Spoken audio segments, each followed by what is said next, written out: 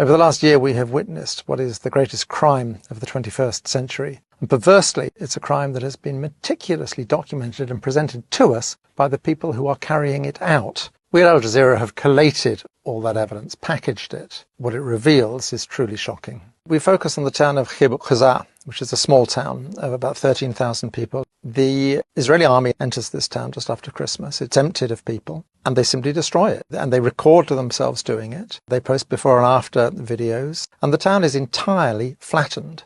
There is no precedent for this in the whole history of the Israeli army. We have become addicted to explosions.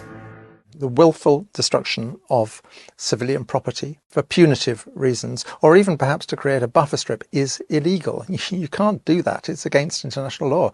And they're doing it, and they're recording it, and they're putting it on Facebook. And we know the names of the soldiers and the commanders who did it. They go into the homes of Palestinians, and they're often clearly staying there, and they just smash them up. And they film themselves smashing them up. They also delight in going through women's underwear drawers, and this is a sort of recurring obsession. You have to see Israeli soldier videos in the context of the broader output of Israeli society. If you gave me a button to just erase Gaza, every single living being in Gaza would no longer be living tomorrow, I would press it in a second. I would press it right now. Give me that button and press it right now. There you go. And I think most Israelis would. There's an Israeli song called "This Was My Home." And what they would do is dress up as caricatures of obviously what they perceive Palestinians to be, being sung mockingly to people who no longer have homes. We're not looking at some sort of obscure subculture within Israeli society. This is mainstream Israeli society.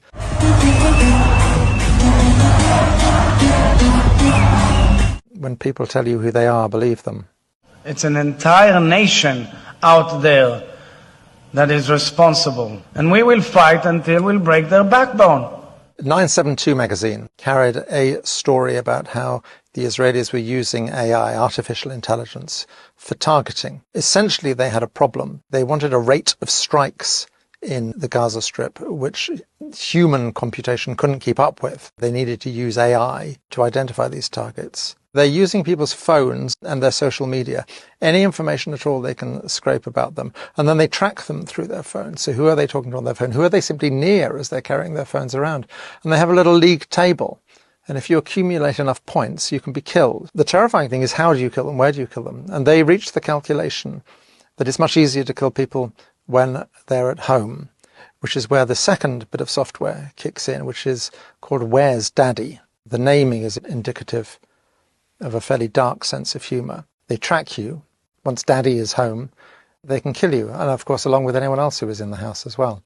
It's astonishing what Israeli soldiers do put on film, but that raises the question of what they don't put on film. You very rarely see them actually fighting. Every now and then you'll see them all firing their guns, but usually pretty clear there's no incoming. On the other hand, what you see a great deal of is them dressing up in women's underwear. Has Israel managed to destroy Hamas? I would point to a really simple, common sense thing. Israeli soldiers have posted thousands of videos online. The IDF, the Israeli army, repeatedly posts videos online. Scour those videos for the bodies of dead fighters, and there's remarkably few. I remember 20 years ago in Afghanistan when the Taliban fell, before the age of social media, and I remember making films about that. Footage with piles of corpses. It's extraordinary how few dead Hamas fighters we are seeing. Another extraordinary facet of this conflict is the repeated attacks on hospitals. They have assaulted every single one of the 36 hospitals in the Gaza Strip. We have the films of Mohammed al-Halou, a remarkable young journalist who really chronicled the whole story of the Nasser hospital. The Israelis are very keen to drive people taking refuge in the hospital out, to force them further south. They send a messenger into the hospital to order the people there to leave. And they use a detainee, and they've made it quite clear to him. They know who his mother is, where she is, and that she will be killed if he does not return. So he does return. They send him back because the people still aren't leaving. People aren't leaving because they don't trust the Israelis. One of the few people who does leave is his mother. She follows him out with a small group of other people, and he's killed in front of her eyes, having used him as a messenger, as a human shield, effectively. They simply shoot him. They shoot him 3 times in front of her eyes and kill him.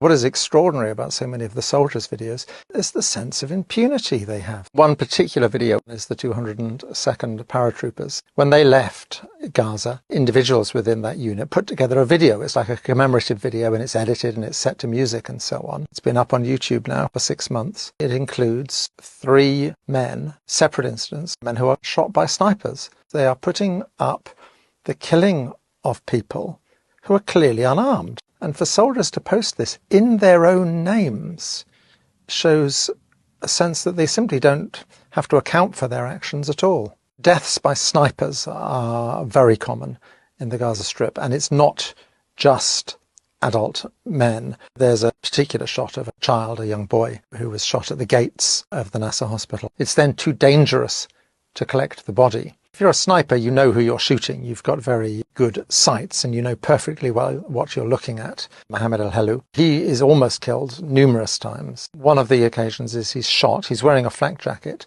They've actually managed to hit the thing that says press. One of the dreadful things about working as a journalist and as a human rights worker during this conflict, not only do you not have sort of immunity, as it were, you are positively a target. Detainees are clearly abused when they are first taken prisoner. We've all seen the images of them stripped to their underwear. It's clearly designed to humiliate. We gathered accounts in the Gaza Strip of people being beaten. We have a picture of one man who had a Star of David carved into his back. In a way, for many, this is just a prelude to when they're taken into Israel, to these detention centres. In our film, we have one grotesque eyewitness account of a dog being used to rape someone. فجأة جردوه من ملابسه السفلية.